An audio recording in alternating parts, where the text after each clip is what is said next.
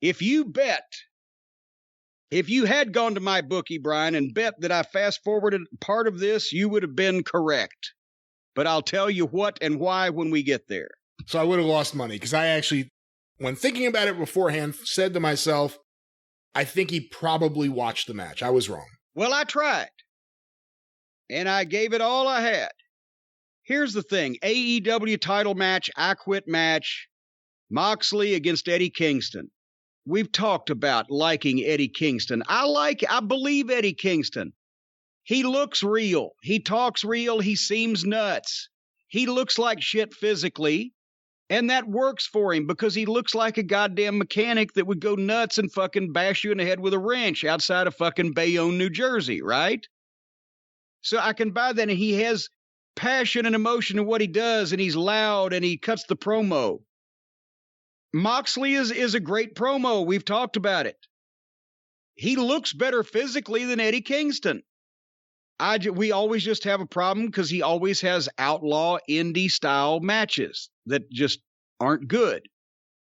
But the question was here in my mind, and I was going to give them every opportunity to prove to me that they could do this. Can these two guys have a match after all the buildup, all the promos? Their friends gone astray. They've got a backstory of 18 years. There's heavy animosity. Can these guys have a match that looks like a fight?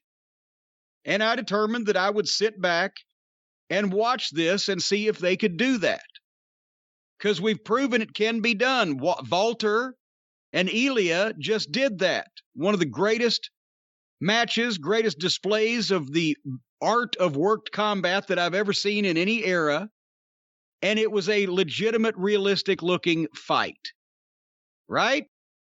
So I'm going to see if these two guys with the promos and all the realness that they have can have me a fight. I hate that I skip the entrances because Moxley takes so long because he comes from 5 miles away. I was trying to, because we were 3 hours and 10 minutes, by the way, into this show before these entrances for the main event even started.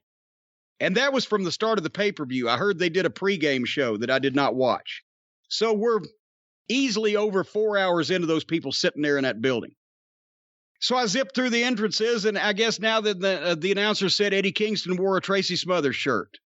So I hate that I skipped that. Did you see it? I didn't see the shirt. I heard the conversation after the fact.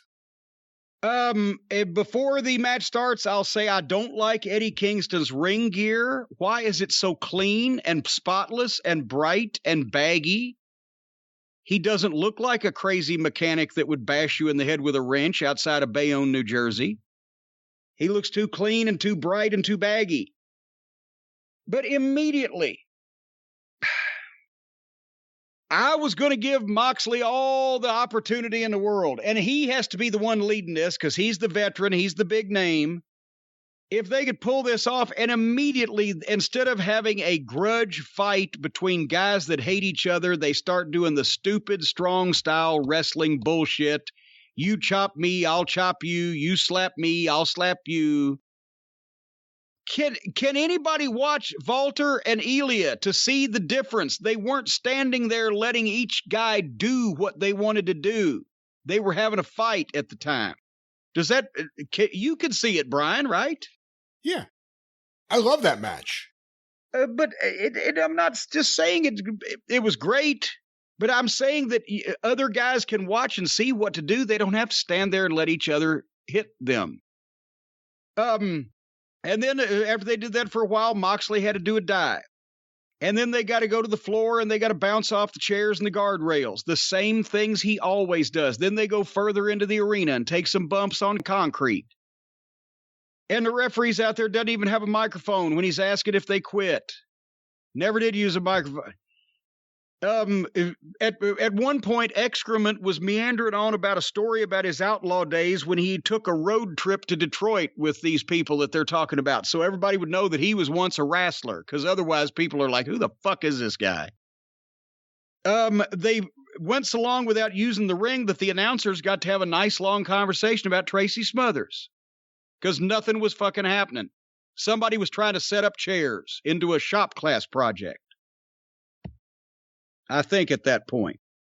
That was where Moxley got some color when he got thrown into the ring post, but then brought in a baseball bat wrapped in barbed wire and hit Eddie Kingston with it 3 times. And Eddie Kingston was still conscious. And then Moxley put the bat in Eddie Kingston's face and pulled back on it.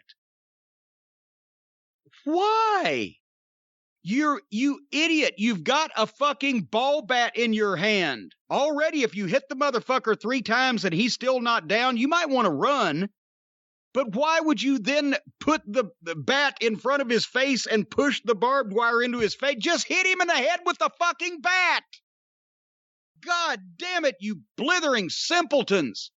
Have we lost the whole way on this thing so far that you think now this is not going to be the last time that they didn't take an object and hit an opponent? They took the opponent and hit the object with the opponent. So the guy that just got hit 3 times with a fucking baseball bat then ducks another shot and suplexes the guy who hit him with the bat twice. And I wrote, this is Ian Rotten's freak show garbage wrestling with a budget.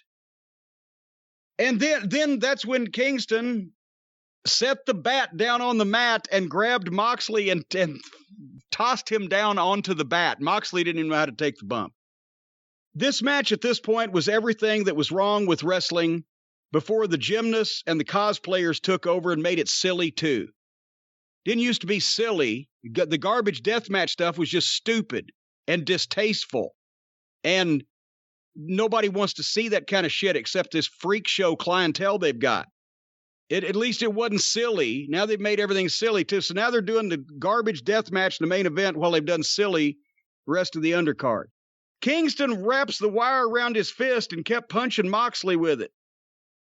I have determined that Jon Moxley, Dean Ambrose, Tits McGee, whatever his real name is a complete and total waste of time in any wrestling promotion. He worked for the biggest company in the world for years, worked alongside some of the greatest talent in the world, learned absolutely fuck all, dick all of shit about wrestling or the wrestling business, and comes back to a company that he could have possibly made a difference in and just brings more garbage deathmatch wrestling to them. Instead of teaching them to be professional, he's gone back to their fucking indie outlaw level. Then Kingston built a shop class project with 2 chairs, set him up in the ring, and of course Moxley turned around and suplexed him on him. And then Eddie Kingston goes out on the floor, gets a bag from underneath the ring, comes in the ring, pours it out. Guess what it is? Thumbtacks. And that'll be it. That's where I left it. Goodbye and delete immediately. So I was not tempted to go back and watch any more of it. If they're going to give me a main event on pay-per-view for $50 fucking of 2 guys who are the equivalent of the guys who bite the heads off live chickens at the fucking carnival sideshow, I'm going to leave early and go get a funnel cake. Soon as I saw the thumbtacks, as that's it, I'm done. It's hopeless. What did I miss, or did you see any other rest of it? I don't know about a funnel cake, but I was tempted to go to the Zeppeli truck.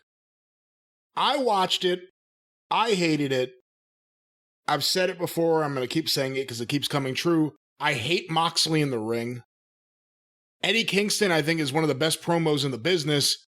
I'm not sure how I feel about him in the ring. I don't have. That's the thing. You get guys you like, and then they have matches like this. You don't want to see them anymore. I know. I hated this. I hated this match. The match ended where Moxley took the barbed wire that Eddie Kingston had taken off the bat to put on his fist, and he wrapped it around his arm, and then put that choke on Eddie Kingston again, and Eddie Kingston quit to the choke while Moxley had the barbed wire wrapped around his arm. And then Kenny Omega came out to tease the big rematch. It was a year ago that they had their famous Chris Cruz championship match in Baltimore. And of course, Moxley won that one, which perfectly sets up Omega beating him for the title a year and a half later. This was bad. Now, with that said, I had 3 matches I really liked on the show. with AEW, there is a curve. You have to accept that there's a lot of bad shit. So I didn't hate this show tremendously, although, now that I'm looking at my list here. Yeah, 4 hours to see a match and a half. I liked Omega versus Page. And to have to watch, not only to have to watch cinematic horse shit, but then a fucking outlaw level garbage death match for a main event world title. The pit. I'm starting to think it's the only thing Moxley can do. Well, that's apparent now. That's why I said he spent all those years in the big leagues, didn't learn a goddamn thing. He ought to be ashamed of himself. His wife's probably smarter about wrestling than he is. And it was a mud show, literally. At one point, they had to work Matt giving Sammy Guevara a bump in the mud so that he could say, "Get out of the mud, Sammy. The old folks will think this is a mud show." And that actually got a pop from the people in the fucking arena because they all obsess over me. Yeah, by the way, no one ever heard that term before you started using it nonstop. Well, everybody in the business, in the wrestling business, had heard that term. It's just something that nobody uses anymore because nobody's in the fucking wrestling business. You popularized it without any question. I'm not denying that. It's just, once again, it's not that I made it up. It's just that the rest of these fucking cretins have no knowledge of what came before them in their own profession. Therefore, it's new to them. But they had a mud show. They really had the mud. They had to put the mud show spot in the Matt Hardy match also, just to make sure. It's a parody of wrestling. But the thing that I can't understand above all of this, and I'll close this whole fiasco up. The thing that I can't understand is that they're obviously parodying pro wrestling. They obviously don't want anybody to take this seriously. They're going entirely for an audience that thinks that it's supposed to be a big goof on everybody's part. And they're killing each other. They're fucking damaging each other. They're hurting each other and injuring each other, taking all these bumps and using all these things and doing all this shit. They're fucking knocked out weekly on live TV. They're having surgery right and left. Just to do a goof? Just to make people laugh? And you're really hurting yourself. The guys who knew what this art was about, and it was an art, not anymore, they made people believe they were killing each other and didn't hurt each other at all, in rare instances. Now, it's a prerequisite. You're going to take goofy bumps onto unpadded surfaces and hurt yourself either right then or as a cumulative effect to do something that everybody's supposed to laugh at and not take seriously. I hope that I never live long enough to be so demented in my thinking that I will damage my body for people to laugh at me, not even with me, but at me. That's fucking pathetic. If you would just chill out and be quiet for a little while, you could probably get a check out of this. Jim, You know what I'd like? I'd just like a decent breakfast. I knew it. I beat you to it. I don't want a pat on the back for influencing Pennsylvania's electorate and saving the free world. I don't want to chill out and keep my mouth shut and get an unwanted consultant's job. I just want a good, tasty, but healthy breakfast. And our fine friends at Magic Spoon can provide that very thing. Folks, when you liked cereal when you were a kid, but it was full of sugar and carbs and junk that you shouldn't eat, you're trying to cut down on the carbs, the sugar, and the unhealthy food. But now with Magic Spoon, you can have your cake and eat it too. Or at least your breakfast. 0 sugar, 11 grams of protein, only 3 net grams of carbs in each serving of Magic Spoon. The greatest tasting cereal on the planet. You can choose from the best-selling cocoa, fruity, frosted, and blueberry flavors. I understand they got some new stuff now, peanut butter and cinnamon. Holy shit, this has slipped under my radar. I've got to get peanut butter and cinnamon cereal. Anyway, it tastes amazing. You can eat it like trail mix. It's a snack for the kids. It's keto-friendly, gluten-free, grain-free, soy-free, low-carb, GMO-free, but tastes good. Got plenty of taste in it. Go to magicspoon.com/Jim to build your own custom variety box and try it today. Magicspoon.com. Use that promo code Jim at checkout to get free shipping. That's the best cereal in the world with a 100% happiness guarantee. If you don't like it for any reason, they refund your money, no questions asked. Magicspoon.com/Jim. Use the code Jim for free shipping. Get a good breakfast if all these Outlaw Mud Show wrestlers haven't already turned your stomach.